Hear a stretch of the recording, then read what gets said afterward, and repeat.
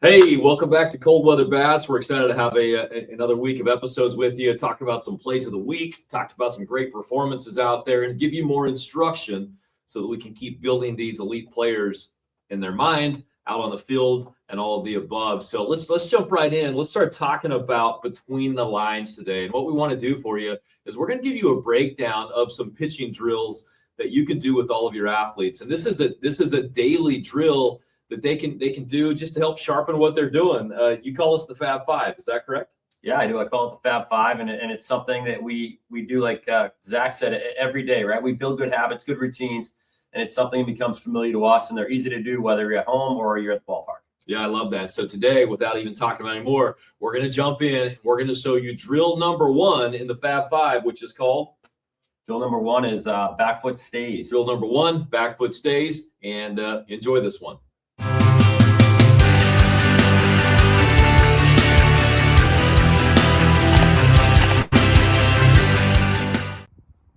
Hey guys, want to introduce drill one of the Fab Five series today. So drill one is back foot stays. What we're looking for right here is how we can create alignment and then also foundational base to be able to deliver our pitch on a consistent basis.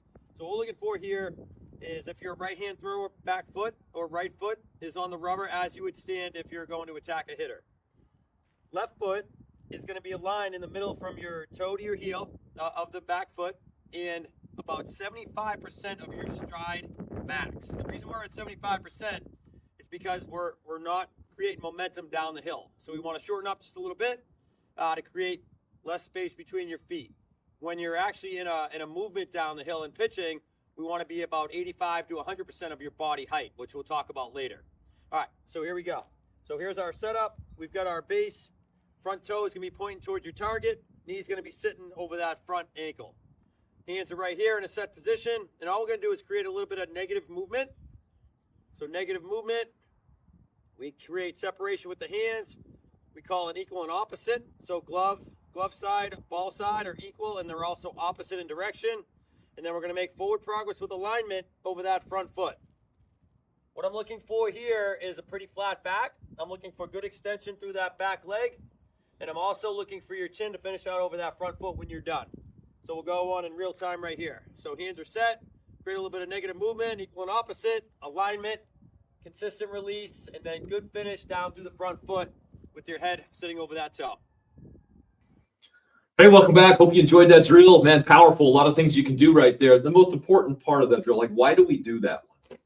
Yeah, so the reason I like the back foot stays is because it takes us and it puts us into the ground, right? So we're building a foundational base through the ground, but we're also providing the body and the brain awareness on alignment to the plate and how the body's supposed to be able to sequence from lower to upper to get to that release point. And what we're also looking for there is to always go out there and complete extension with the throw. Yeah, I love that. And it's interesting as we work with certain players, they all, I don't want to use the word struggle, but they all can fine tune the different parts of their motion. And this drill really helps with that.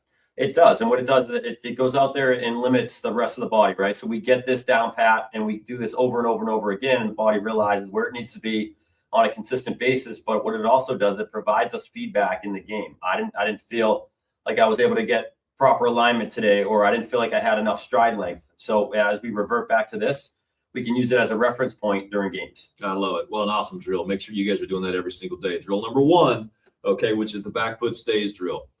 Okay, switching segments. We're going to jump into ahead of the game, okay? We're talking about being ahead of the game or getting your head in the game or whatever it is you want to say.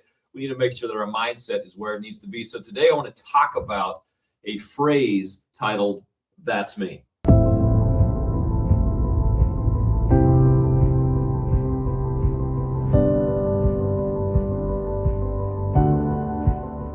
Okay, let me tell you where I got this. I had a chance to spend some time when we were with the Cleveland Indians organization with one of the greatest hitters to ever play this game, Manny Ramirez. And we'll talk about some of those sessions because they're pretty special. But there was one time I'm in a video room with Manny, watching him take it, look at his swings and this and that. And every time he hit the ball a long ways.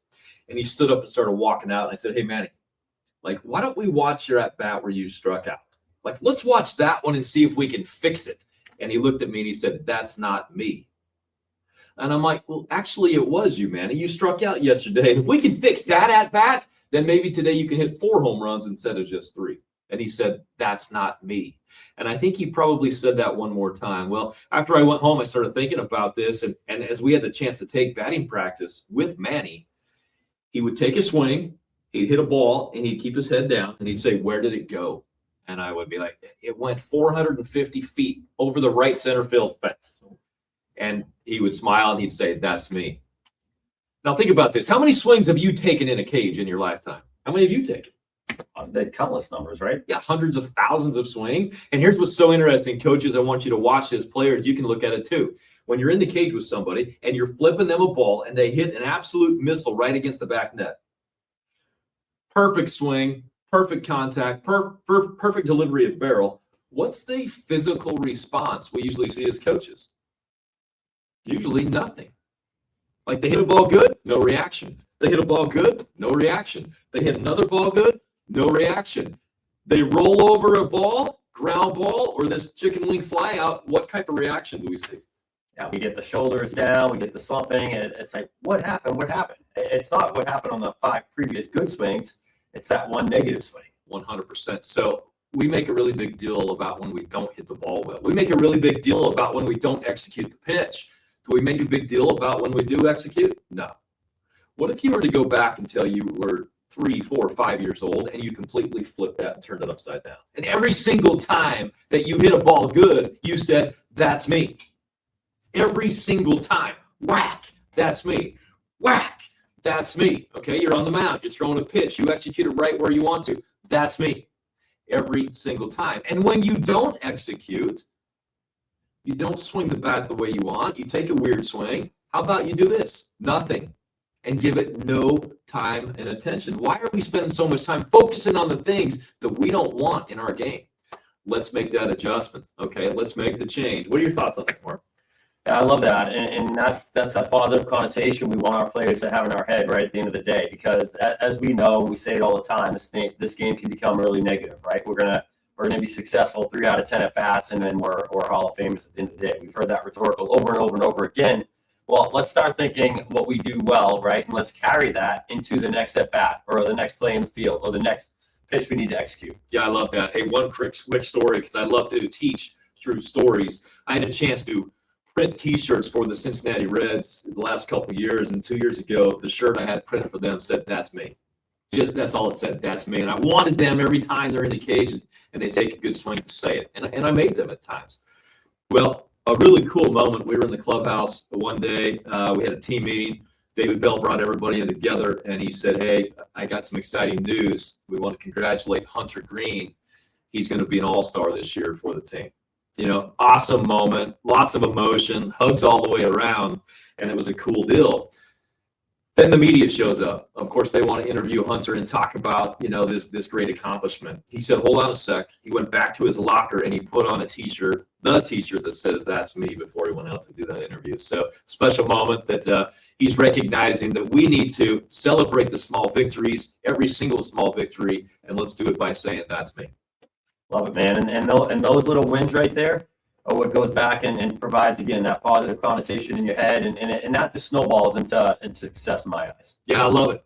Okay, transitioning to flashing leather. All right, these are the plays of the week. We got 1 or 2 on video we're going to show you right now, and then we're going to break it down and kind of talk about it. Now, we will talk about the plays of the week this week on this. We would rather show them to you.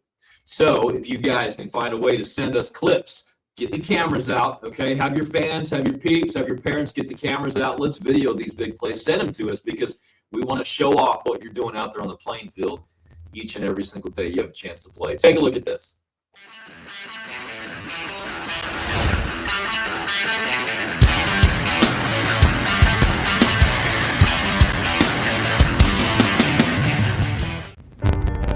Now batting, designated hitter number 11, Brian Shagnon, as we got our runner taking off. Oh, got him in time. How about Felix Hom with the great throw down to second? That brought in the tying run, and Frank Hamilton there trying to pull up the same strategy here as the bunt is laid down. Picked up by Hom. This time he's going to third. Picked up by Bollinger. Applies the tag. What a huge play by Hom and Bollinger to get the lead runner. A ground ball goes to an infield, but you're going to be going home to try and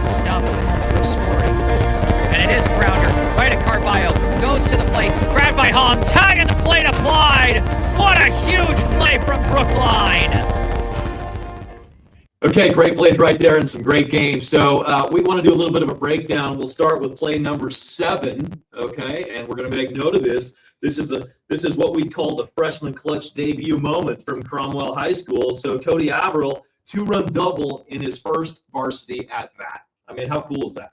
I mean, that's what dreams are made of right there, right? Yeah, I love it. Big time moment under pressure. So, Marc, let's go back to your first AB in college, your first AB in professional baseball. You know, maybe it was high school. What's memorable about that?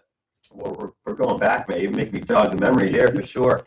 I mean, if I go back to, first high school or pro at bats, I mean, you've got the nerves, you've got the jitters, right? You've got potential situation up there that you're trying to execute. And then you're trying to impress your teammates, your coaches, and so on. But once you get into that batter's box, you get into that zone, everything kind of calms down a little bit, and you put yourself in the moment. And now it's just see the ball hit the ball in my eyes at the end of the day, right? And then when you feel that contact and the ball's just effortless off the bat, I mean, that's a special experience right there. So I go back to my first at bat in college, and I was more known for my defense, not my hitting. But ironically, I lined a fastball right over the second baseman's head. And it couldn't have been more pure at that time. And you get on first base and you get back and you're just like, yeah, let's go, man. Yeah, I love that.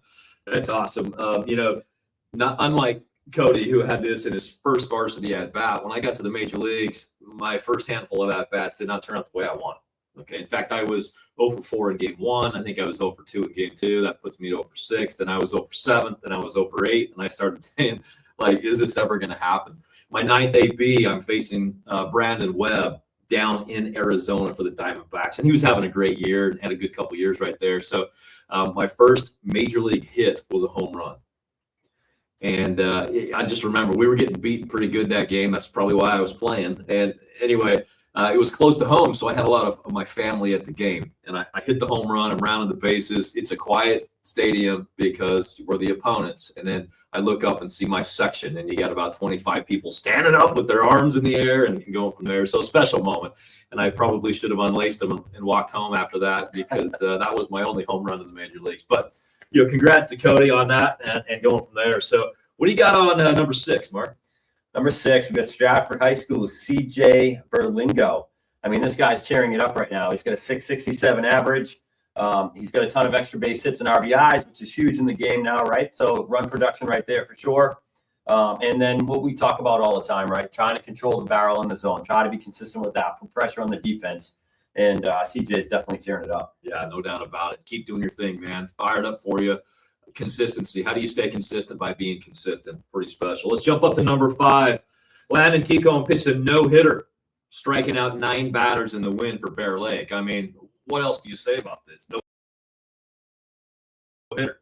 9 strikeouts, executing, and to be able to stay extended throughout the course of a game, that means you're in the strike zone and you're fearlessly attacking hitters. I love it. Yeah, man. At the end of the day, I'm sure the defense helps out there. So shout out to the defense as well. But not many people get to say they throw no hitters for sure. So enjoy that one. Yeah, no doubt. What do you got on number 4? Number 4, historic home run record, Fairfield Prep. Vinny Bardaro becomes the all-time home run leader at Fairfield Prep. I mean, that's amazing right there. So congrats. I mean, that's going out there and producing every single day. But you know what is important about that? Staying within yourself and understanding that, these home runs are sometimes mistakes, right? Wade Boggs said it well. He said, when I hit a home run, it's a mistake. So Vinny's out there and he's tearing it up in regards to putting the ball out of the ballpark and being run production support for his team. Congratulations. That's year after year after year. But how do you do it year after year? It's game after game after game. And how do you do game after game after game? Let's go keep breaking it down, guys. We narrow our focus. It's pitch after pitch after pitch, being locked in and doing the things that are most important. Number 1 being seeing the ball. So congrats, Vinny. Number 3, let's go to Brookline High School. Extra innings clutch hit. We had a walk-off, late inning clutch hitting and extras. There was tons of things going on here. And this is what we talked about in the video. Situational hitting, pressure moments, stepping up. And just for a sec, Marc, I'd like to pause as we talk about this. And let's talk about being clutch. Some people think it's a real thing, and some people say, I don't know what you mean. If I'm clutch in the big moments, that means it's not just normal for me. Like, what are your thoughts on the whole idea of being clutch? I mean, we see these big moments all the time, right? And we put ourselves in those situations. I've been in them. You've been in them. The heart starts racing. You can feel the thump in your body. So can you slow it down a little bit? Can you get yourself in the moment to become that clutch guy? And is the mindset, I want to be in that position, right? I want the ball hit to me. I want to be in that at bat with the bases loaded in a tie ball game. That to me right there is clutch, and how you go and understand the impact of that particular moment in the game. Yeah, I love that. And I want to throw out another little story to think about as we do this, because, maybe let's talk about being clutch for a moment. Let's say that I'm a professor at a university, Marc, and you're in my class, okay? And it's a class that you really don't really want to take, but you have to. You get there on the first day of class, and you're like, okay, where's the best seat I could sit so the professor won't see me, and I can get on my phone or my iPad or nap or whatever it is, right? And the first thing I say to you is this: all right, students, here's the deal. See this little indoor putting little green I have over here? There's the hole. There's the golf ball, and here's your putt. You got a 6.5 foot, 7 foot putt. If you make this putt, you don't have to come to class. You get an automatic A, and you can walk out the door right now, and I'll put an A next to your name. How many people would line up to make that putt? Would you line up to make that putt? I'm in. 100%. Why would you not? Okay, why would you not try that? Well, before you guys take your first, attempt at making this putt, I said, I forgot to tell you something.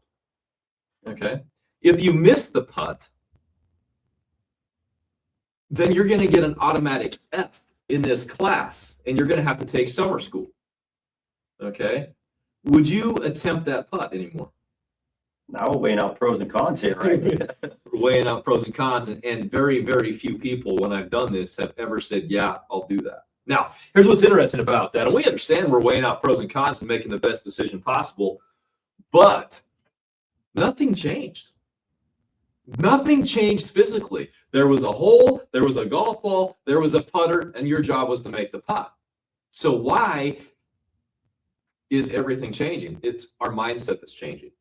So the reason why I bring it up right now is whether you're up to bat in the first inning in a 0-0 game, or you're up to bat in the last inning down by a run with runners at second, third, the job's the same. The job's to see the baseball and to deliver your barrel on time. Okay? But we're changing everything. We make it a big deal. We change the outcomes. We get nervous. And many of us, honestly, Marc, would say, hey, I would rather not be up in that situation. That goes back to that's me though, right? So you just 2 for 2 earlier in the game, but why are we going to change because of the situation later in the game? Let's stick with that's me. I love that. You cannot control the outcome. All we can control is our process and our preparation that leads up to that big moment. So when you're walking to the box, you're talking to yourself. You get to the box, you got your breath, blowing out your tension, and now you're saying, hey, see the ball, see the ball, see the ball, and go deliver and drop a that's me on it. I love it. Very good. All right, what do we got next? Number 2, 15K one-hit shutout. That's impressive right there. That comes from North Branford High School. Caleb Raymond dominated, obviously, out there, right? So goes out there, just fills up the strike zone like we said earlier, right? So the process there is let's go attack. Let's be aggressive in the zone. Let's try to, pitch to contact. If he's got his stuff that day working, obviously there's not a lot of contact with 15 Ks. Right. So, again, that right there just goes out to show the pure dominance on who was it, Caleb that day, Caleb Raymond. So congrats, Caleb. Yeah, I love that. And one thing I love about Caleb, and we talked about this with Landon earlier, if you guys are throwing a complete game, one thing that you're not doing is looking ahead to the final out. There's so many times when I work with pitchers and they're doing well and they're cruising along, and then all of a sudden they start saying, if I keep it up, I'm going to get through this game. If I keep it up, then I'm going to throw a shutout. And the second they start looking too far ahead, what happens? Well, this pitch is not executed and damage gets done. We don't look ahead to the end. We stay locked in on one pitch at a time, even if it's in the final inning, if it's the final hitter, the final out, whatever it is, it's all about this pitch. Yeah, there's no doubt about it. And Caleb, 15 strikeouts. Keep it up, man. That's awesome. Proud of you. For it. All right, Marc, go ahead. Bring us home number 1. What do we got? We got steal a home game winner. I love that right there. That fires me up. Just now, that's coaching staff, that's players, that's being aggressive on the bases, that's exploiting weaknesses at the end of the day, right? So that comes from Nonnewaug High School versus Northwestern Regional High School. Braden Whipple steals home for the go-ahead run. So what we talk about there, right, is again paying attention to the game, being in that moment, understanding what's happening with the catcher, with the pitcher, timing. all that good stuff. And that's taking it a step ahead. Yeah, it's attention to detail. It's athleticism, but probably more than anything, it's instincts. Okay, like I can tell my runner at third base, hey, I want you to steal home right there. But man, there's so many things that go into this. Is the catcher going to his knees? Is he lobbing the ball back to the pitcher? Am I going because we got a slow windup on the mound? Like this all comes down to you having attention to detail and knowing exactly when the perfect time to do this is. So, and this is pretty special. It's, one of the best plays, across New England, not just for this week, but it's going to be one we're going to remember throughout the course of the year. Yeah, that's no doubt. And I love disruption on the bases. I think you can win ball games being a good, responsible, disruptive base runners. Yeah, I love that. Going back, I mentioned the T-shirts we made for the Reds 2 years ago. Last year's T-shirt I made for them said "Create Chaos." And anytime you have an Ellie De La Cruz on your team, running the bases, we're going to go out there and try to create chaos. And I think part of the definition or the meaning behind that is when the other team knows that you do things like steal home, or you're going to be taking the extra base, or you've got the ball in the dirt read, like they play a little bit timid, they're hurrying themselves, and they get to where they make mistakes because you're out there creating chaos. There's no doubt about it. We say it all the time. Our phrase here is put pressure on the defense at the end of the day. And it is. The pitcher gets tight. He might be locating a little bit more on the plate as opposed to corners of the plate, and that's when stuff happens. Love that. Okay, let's transition. Let's start going to the player spotlight to wrap this thing up here today. Man, the player we're going to talk about today is a name that everybody knows. He's a name. He's doing more than we even know. He was out there on the basketball court and was player of the year on the basketball court, did big things for his school. And that's not even his sport. Like baseball is his sport. Man, who are we talking about? You guys know who we're talking about. Who are we talking about? And let's start talking about this kid. Yeah, man, special athlete, Brody Bamilla, left-hand pitcher, unbelievable player in Massachusetts, and he's just impressing more and more each and every day, right? And he's already opened up the eyes of so many, but he's got a bright future ahead. Yeah, no doubt about it. And it's not just that he's lefty, which really benefits him. We're always, as coaches, looking for the left-handed pitcher, right? Sure. And that's such an interesting, unique thing we'll talk about another time. But, he kind of throws with a crossbody angle, which is really cool. It's tough to pick up for hitters, especially those left-handed hitters, man. He can make some hitters look really silly when he gets out there. And then he always is really good at disrupting timing. And, Marc, I always say this, like, hitting is all about timing. It's about delivering the barrel on time, and we'll use that term a lot. Well, let's simplify what pitching is then. Destroying timing. Oh, it's no doubt, yeah. Destroying timing, different looks, learning how to pitch in certain sequences and counts. That's all big. And then going to other weapons aside from just the fastball, right? Because that fastball, as you get to the higher levels, it might not play as it does in high school. So understanding pitchability and then makeup of pitches is big as far as the development goes too. Yeah, no doubt. And Brody, one thing that makes him so special is even though he throws very firm, he's at the upper 90s with his fastball, he does understand sequencing. He does look to mix things up, changing speeds and to getting players out. And that's what makes him so special is at his age, man, he's pretty polished. Yeah, there's no doubt. He's definitely polished. He pitches and he commands pitches in the strike zone, and he can go to, any pitch on a 3-2 count is what I love, right? And we talk about pitching all the time, fastballs, people are dialing up and people are hitting velocity nowadays. So you got an instance where you got a runner on first and second base. Hitter's sitting dead red, fastball, right? 2-0 count.